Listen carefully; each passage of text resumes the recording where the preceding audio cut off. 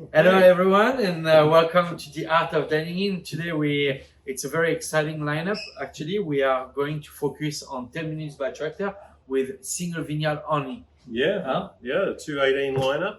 Fantastic to be looking at them all together, and of course with this great menu that Adam and the team have put together. Flying the British flag this week. So so what are we starting with? Shall we say British or British? British. Anyway, so You're still trying to get that Aussie accent going, yes. aren't you?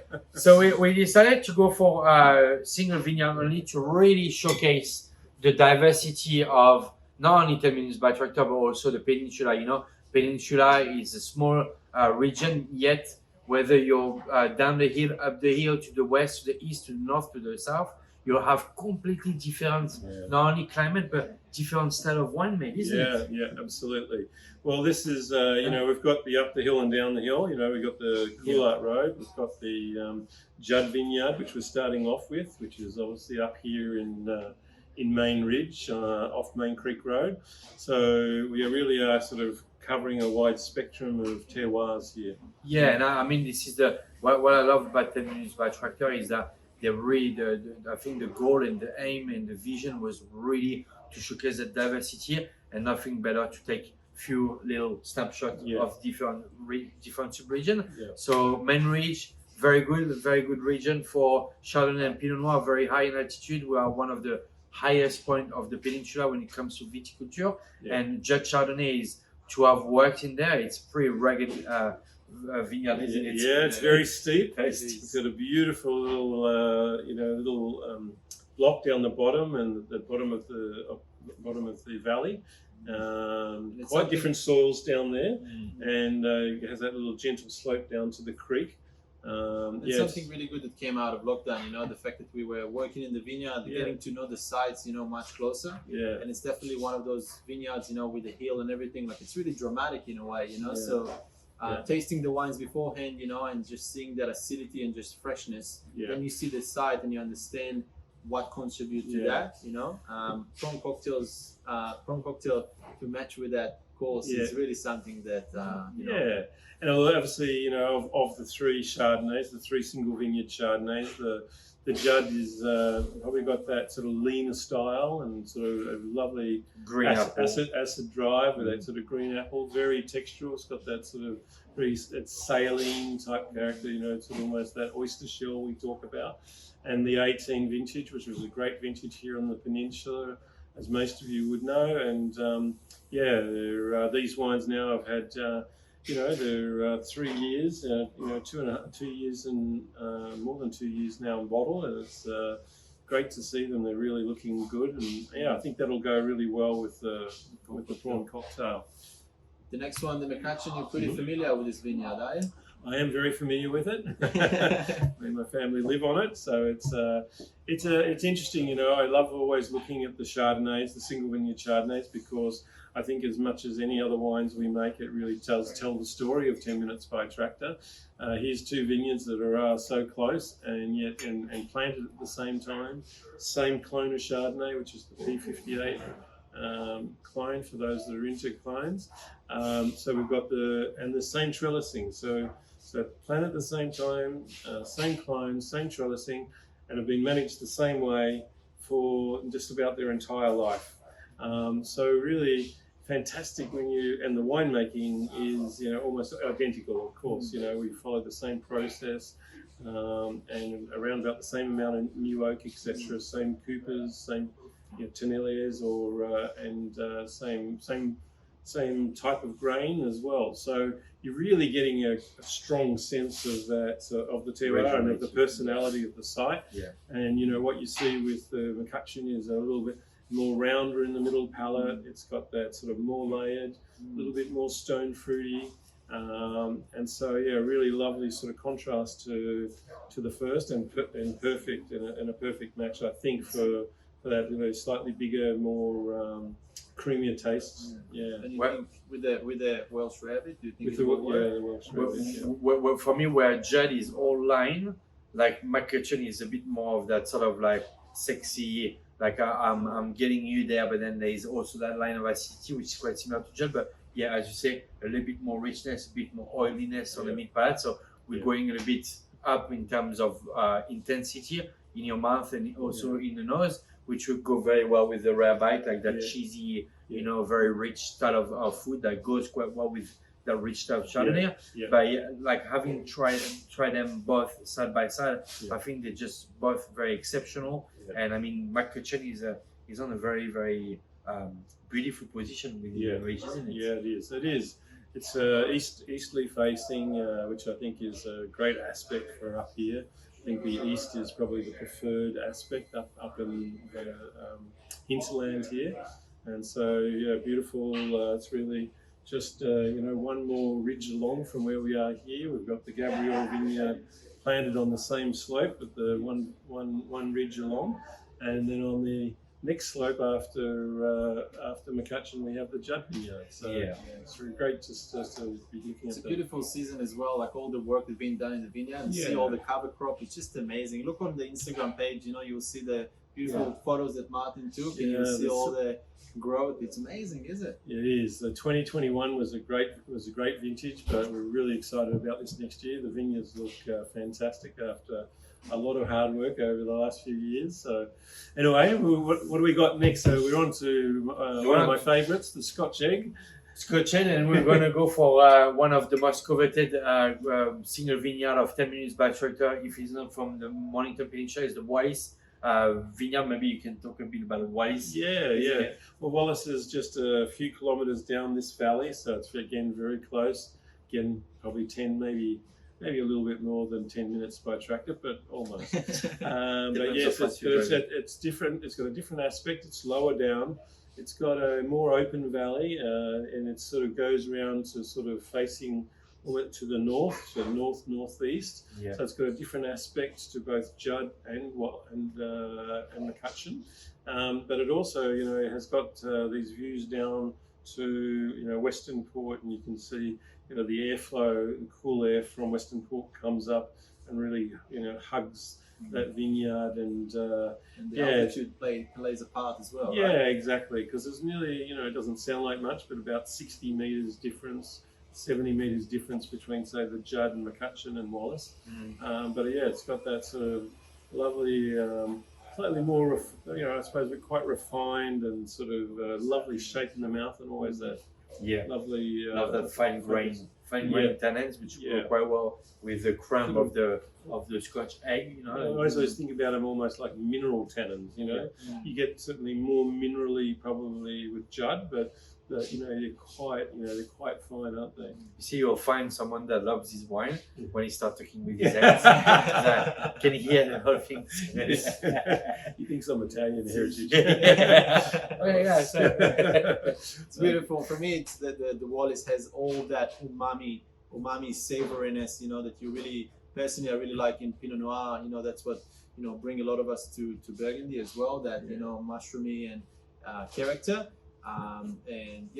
With the Scotch eggs, it's really. How do you think it will interact with the Scotch egg? Thinking about it in terms of for these guys watching, thinking about how you choose a wine to match the food. Let's take the Scotch egg as an example. A classic dish.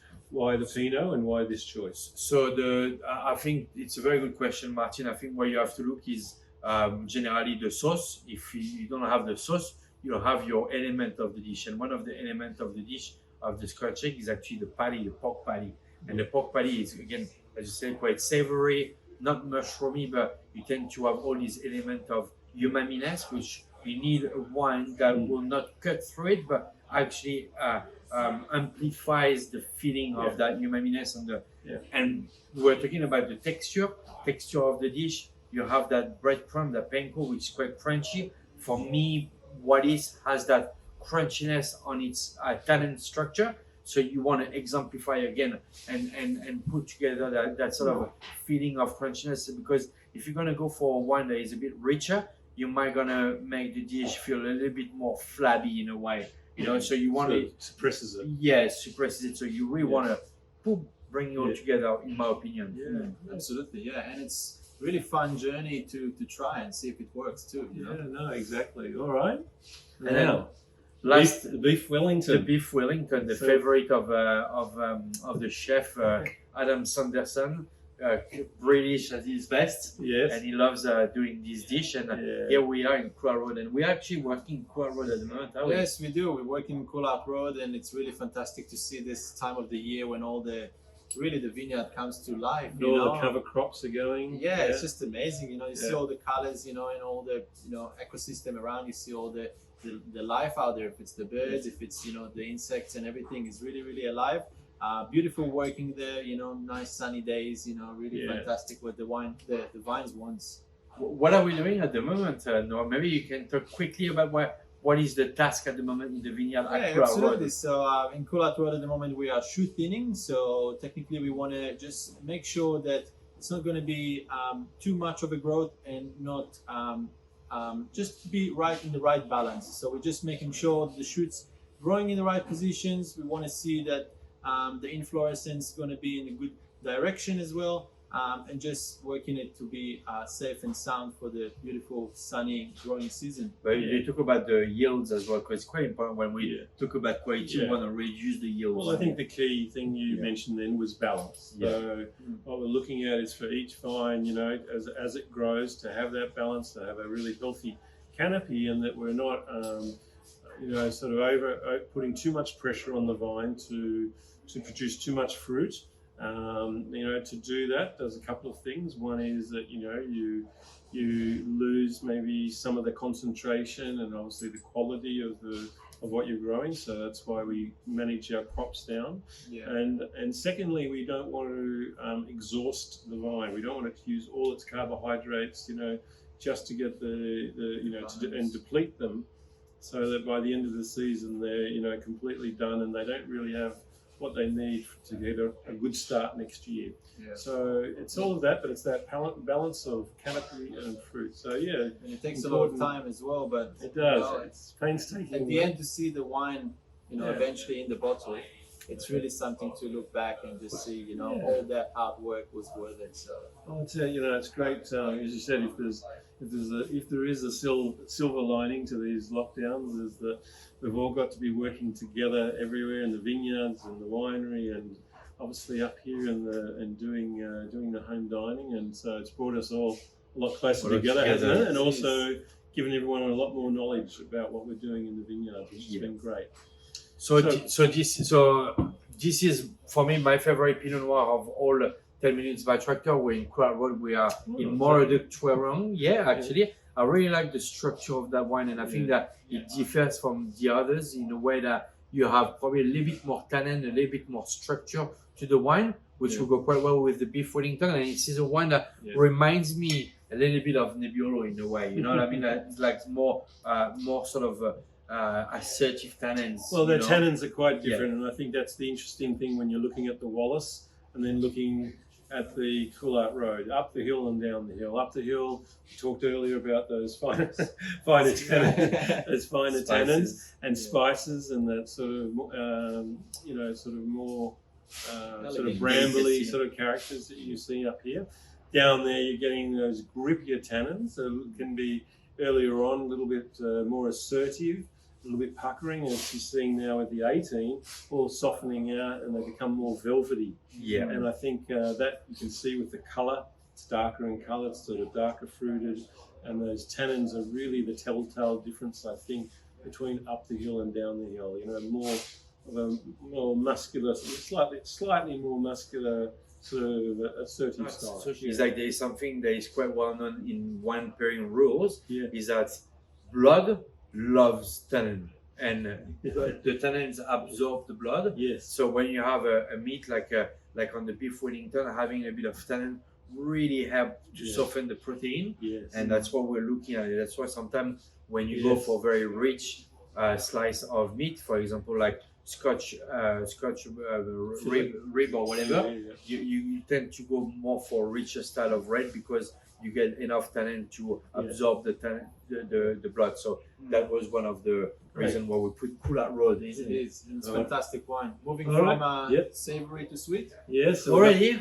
we've got the trifle. Yeah. Trifle The with classic, sweet the Alice. classic British trifle, and the Sweet Alice. Yeah, so Sweet Alice is made from Sauvignon Blanc, made also in the cordon cut method. So we basically blocking the sap flow to the grapes, makes the bunch to be more concentrated in flavors, sugars and acidity as well.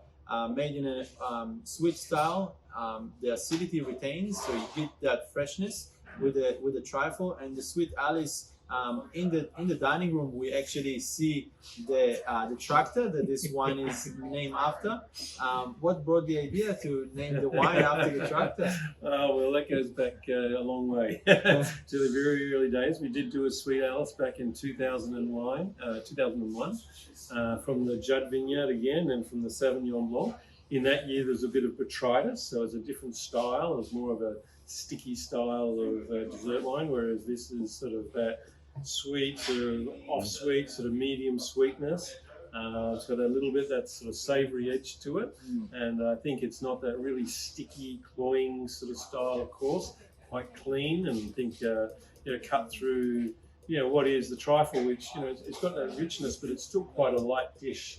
It hasn't got a lot of paste. It's not like a Fluffy. quite fluffy. Yeah. And so I think it'll go really well with that. So we're talking about single vineyard, and I guess Sweet Alice is also stemming from a single vineyard for the Judd, and there's only 250 dozen produced. No, not even that. Not in that. No, I think it's less than 100. Okay, see you later, guys. Yeah. All right. Well, wonderful. Well, thank you very much for joining us on the lineup, and we're glad for you to have a lineup of single vineyard for you today to match with your food. Thank you, Martin, for joining us. No worries. Thank you, Noah, for joining us as well. And thanks everybody for your support, and really hope you enjoy this week's dinner. See you later. Cheers. Bye-bye.